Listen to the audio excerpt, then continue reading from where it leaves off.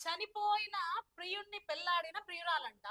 ఆ యువకుణ్ణి దారుణంగా చంపి యువతి తండ్రి సోదరులు యువతి తండ్రి అండ్ సోదరులు ఏం చేసిరంట, ప్రియుణ్ణి ప్రేమించినందుకు ఆ అబ్బాయిని ఏం చేసిరంట, అమ్మాయి తల్లిదండ్రులు అండ్ సోదరులు కలిసి అబ్బాయిని చంపేసిరంట.